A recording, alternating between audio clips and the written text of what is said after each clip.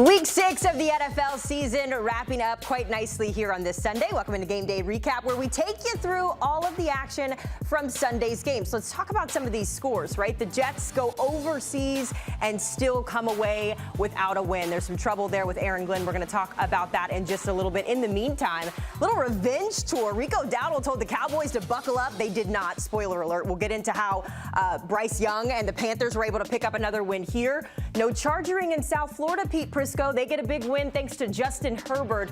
And, of course, the Rams survived both a injury scare to Puka Nacua and that really bad Baltimore defense. So let's go ahead and introduce you to the crew like we do every single weekend. We've got our dual threat in the backfield, our 1-2 punch of Damien Harris and Carthon. We've got our equal opportunity hater in Pete Prisco, although you've been kind of positive. I'm wondering if you're going to Who blocks for who in that backfield? I do the blocking.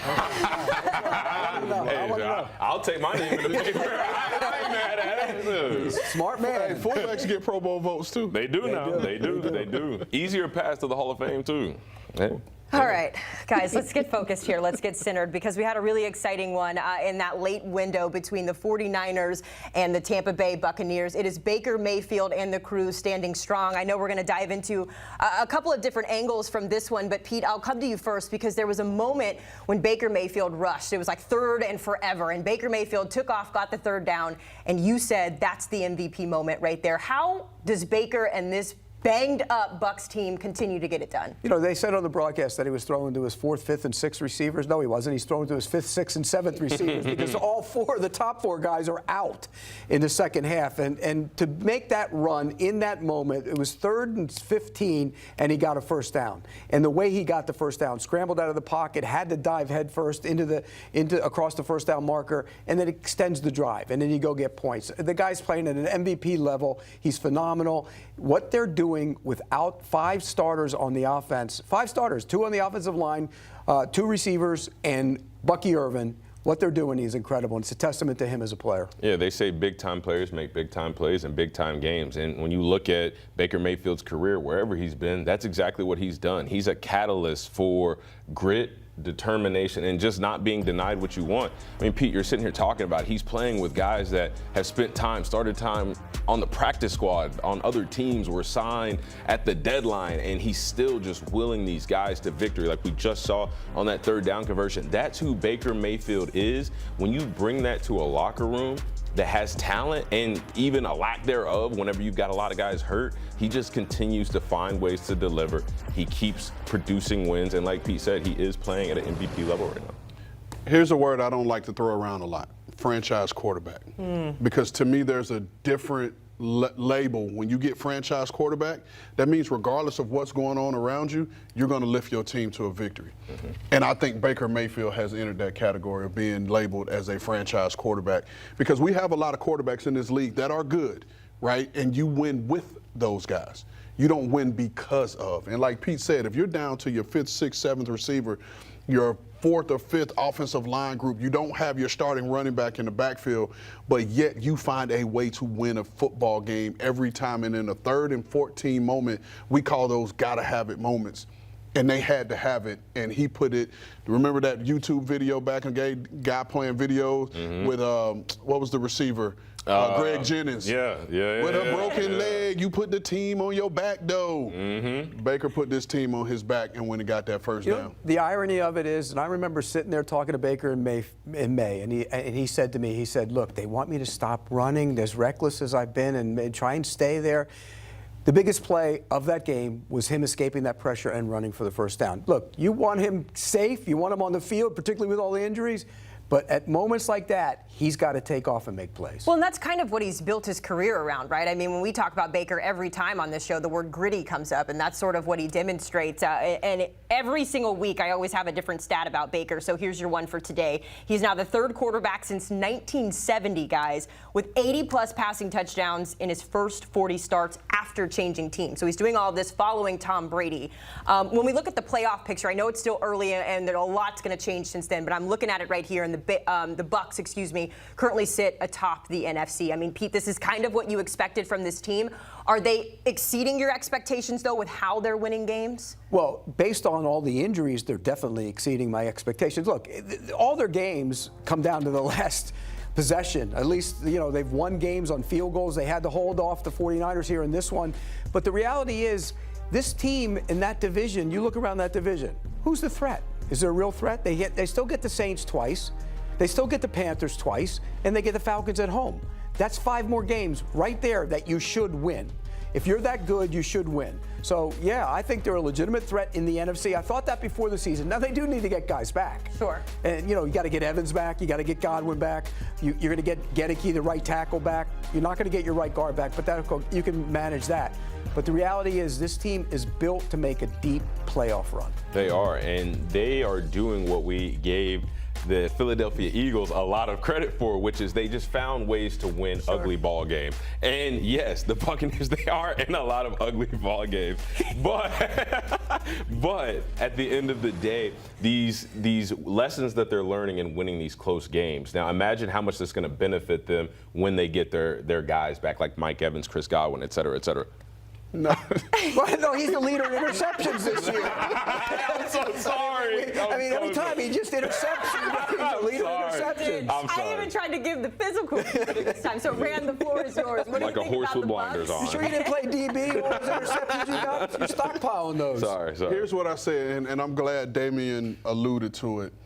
I, for one, and I'm holding myself accountable, I gave every excuse to the Philadelphia Eagles and saying they were a championship team. And they were still number 1 in the NFC until otherwise proven. They found multiple ways to win. Well, here's what I'll say.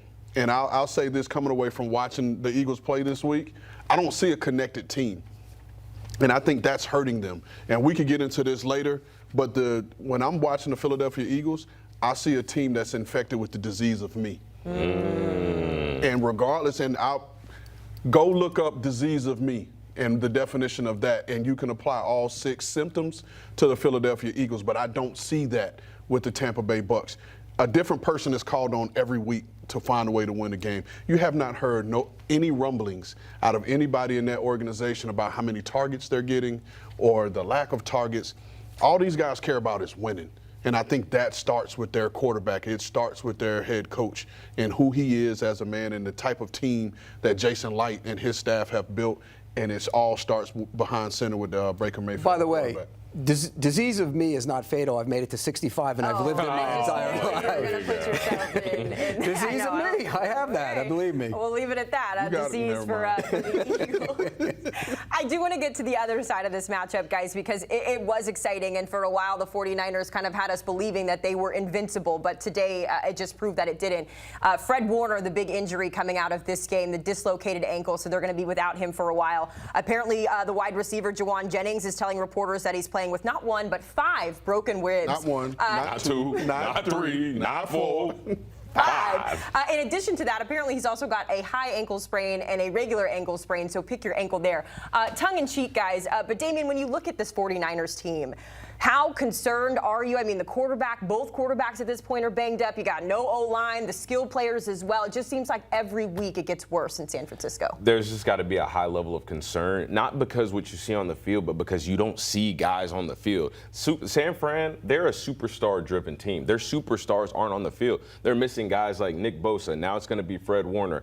George Kittle hasn't been out there. Like, they're missing all of their guys. What they've been able to do, what they've been able to accomplish up until this point has been nothing short of impressive when you have that many of your key guys out. I mean, we've got to give love and credit to Mac Jones. I mean, again, his second straight game. He's playing banged up, too. He is. He's playing banged up, but just like Baker Mayfield, he's picking himself up off the ground. He's gritty. He's tough. He had 2 straight games with 300 yards for the first time in his career. He's playing well, but again, when you don't have your weapons, when you don't have the guys, when you're a team that's based on having the guys, you're not going to play well, and there's reasons to have high levels of concern.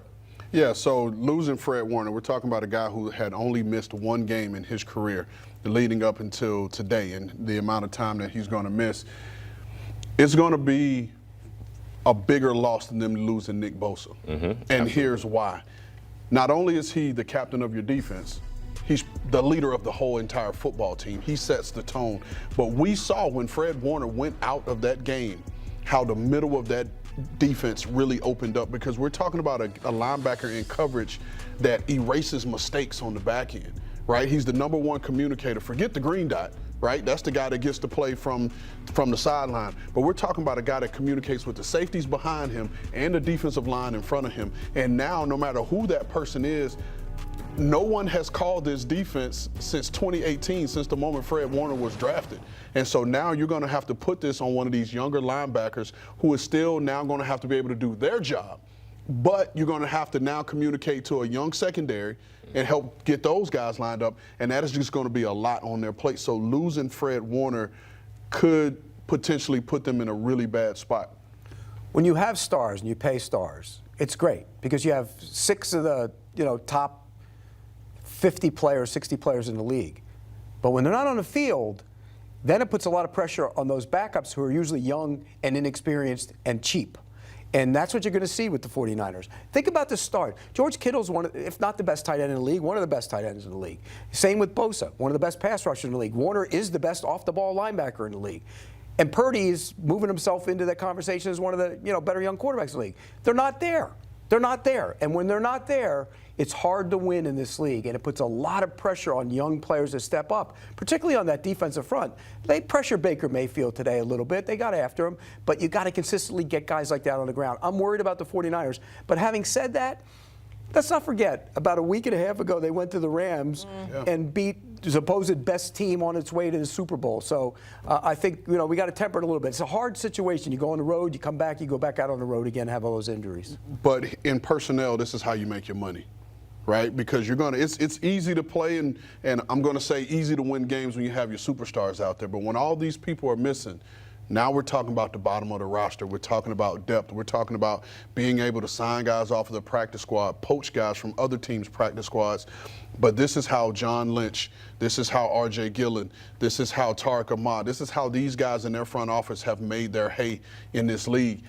I don't think that they're out of it because this is a Kyle Shanahan coach team. And I was shocked, completely shocked earlier this week when I looked and saw that Kyle Shanahan has never won Coach of the Year.